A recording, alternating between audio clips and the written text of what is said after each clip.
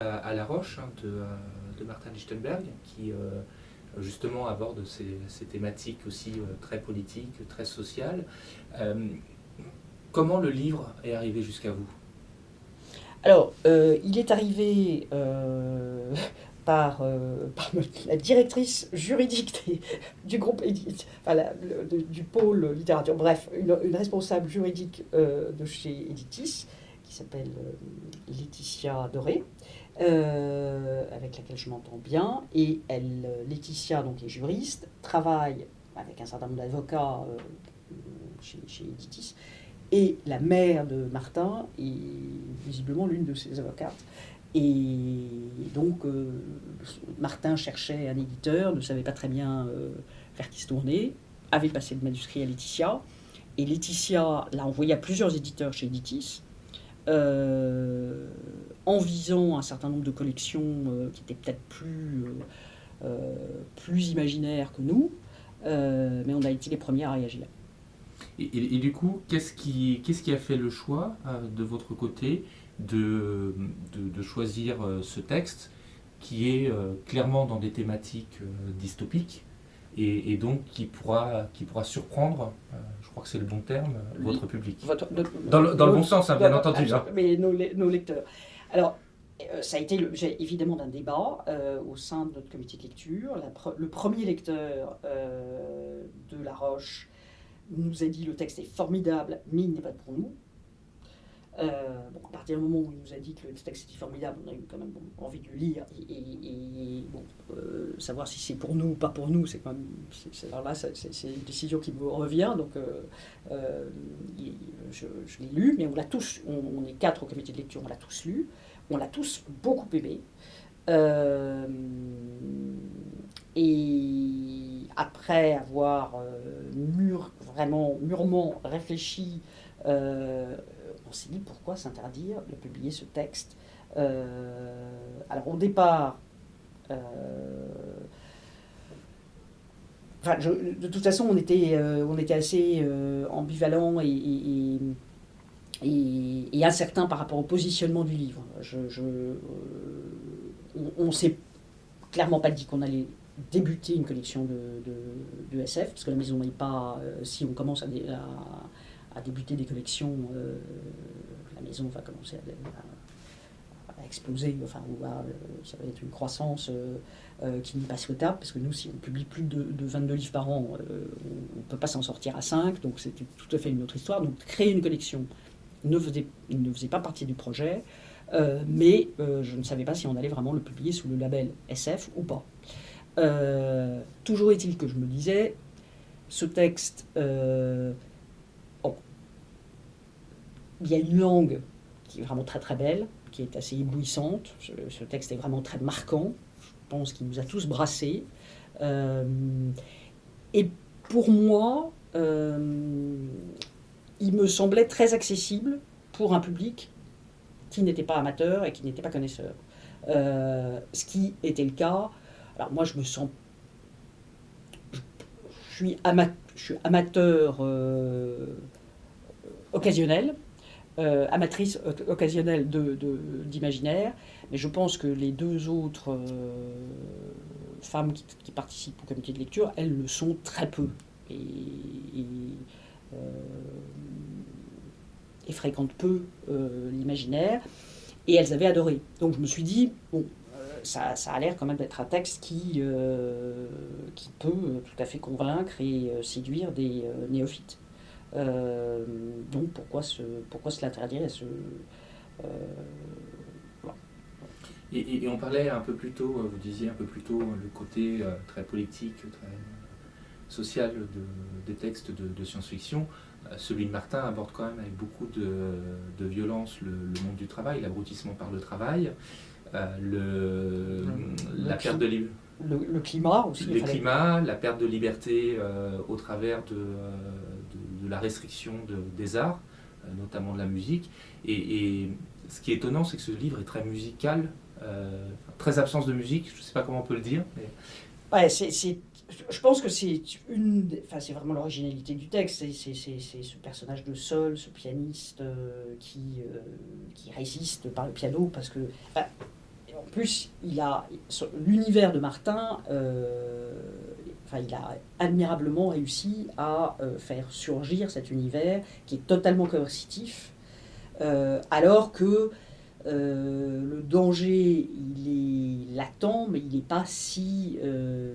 on voit pas des gens se faire torturer. Il y a une garde qui est omniprésente, mais tout le monde respecte d'une certaine façon cet ordre très quasi totalitaire. Et Sol essaie de résister et de continuer à jouer et à faire émerger la musique dans cet univers qui est effectivement assez silencieux et très, très désolé, déshumanisé. Oui, la musique est vraiment une des thématiques riches du livre. Et on a une double résistance. On a la résistance de Sol, avec la musique, le piano, mais aussi d'Aël, Daël, le père, qui choisit d'aider en risquant tout. Oui, c'est-à-dire il y a 4 personnages dans ce roman qui résistent à leur manière à ce système, à ce régime totalitaire, oppressant, et qui surtout osent sortir de leurs conditions, parce que en fait l'un des problèmes de cette île, puisque tout se situe dans une île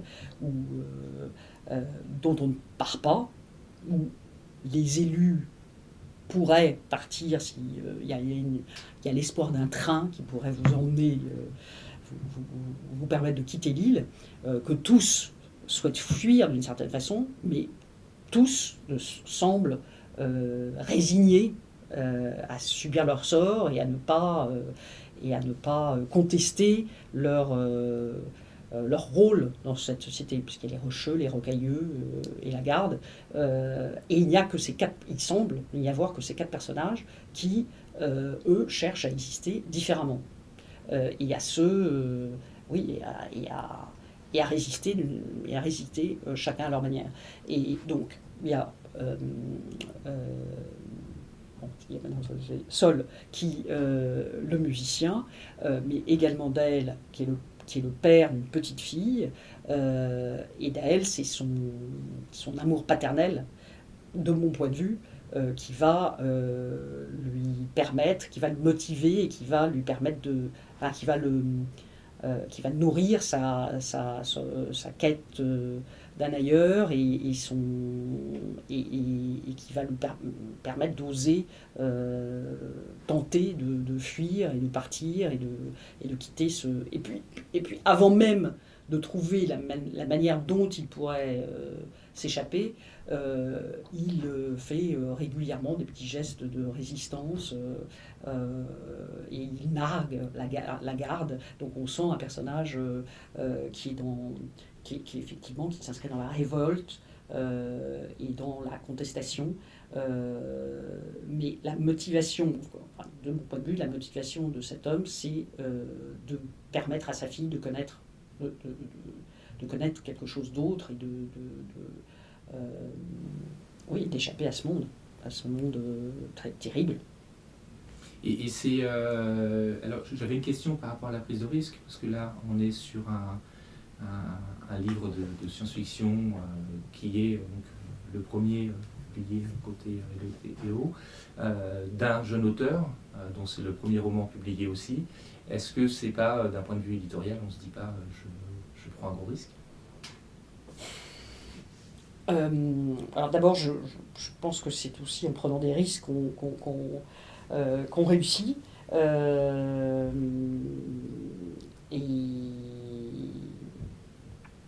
Et par ailleurs, encore une fois, ce qui prime, c'est vraiment la qualité d'un texte et le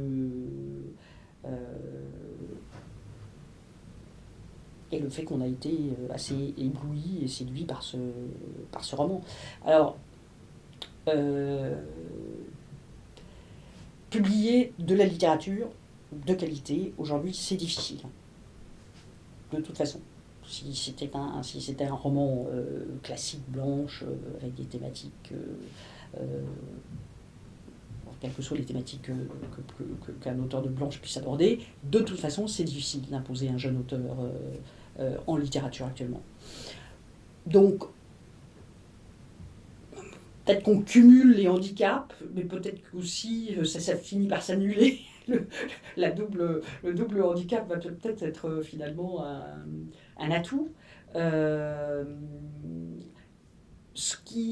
Notre interrogation, on avait deux interrogations en publiant La Roche. C'est que comme il n'y a aucun spécialiste dans la maison, je n'étais pas tout à fait sûre que La Roche soit plaise aux amateurs du genre. Donc ça, pour nous, c'était une prise de risque, en effet. Parce que je pense sincèrement que, évidemment, il est très original, évidemment, il peut surprendre même des amateurs du genre, mais globalement, les problématiques, le décor sont quand même assez classiques dans ce genre-là. La société coercitive, dont on ne s'échappe pas, parce que c'est un huis clos, tout ça, je pense que les amateurs du genre, ils l'ont déjà lu dans d'autres textes. Donc j'avais un petit doute quant au pouvoir de séduction de La Roche sur le public plus spécialisé. Donc ça, c'était une petite prise de risque. On a la couverture, on a essayé de jouer les deux, on joue sur les deux tableaux. C'est-à-dire que on a fait un tout petit peu évoluer notre présentation. La typographie rappelle un peu celle de Dune, mais pas... il y a un écho à la typographie de Dune. On a une couverture illustrée comme on en a toujours sur nos livres. Les couvertures de nos livres sont vraiment très très très diverses, donc je ne dirais pas qu'elles se singularisent particulièrement, parce qu'elles sont vraiment très très différentes les unes des autres. Il y a des photos, il y a des illustrations, il y a des textes qui sont... il y a des... c'est vraiment dans des gammes et dans des esprits vraiment très très différents. Donc, de ce point de vue-là, voilà. Et pour moi, la réussite, l'immense réussite de cette couverture, c'est la couleur. Parce que ce rose, a priori, c'est une couleur de nativité, de tendre, romantique. Mais ce rose, il a quelque chose d'un tout petit peu inquiétant. Ce ciel rose, il n'est pas terrifiant, il est insolite. Il y a quelque chose d'insolite dans cet horizon rose. Et c'est justement pas un rose romantique ou un rose bluette. On sent que c'est un rose dense et un rose crépusculaire peut-être. Voilà. Donc, mais encore une fois, je pense que les lecteurs s'il y a des lecteurs des éditions Les Ormesson, je pense que le choix du nom de l'éditeur est vraiment pour une très très faible et un peu de rôle dans l'acte d'achat d'un livre. Enfin, disons que si on a des lecteurs des éditions Les Ormesson, ils ne seront pas désorientés et dépaysés avec cette couverture et cette illustration de couverture. Je pense que les lecteurs de l'imaginaire peuvent s'y retrouver également. C'était un peu ça notre objectif.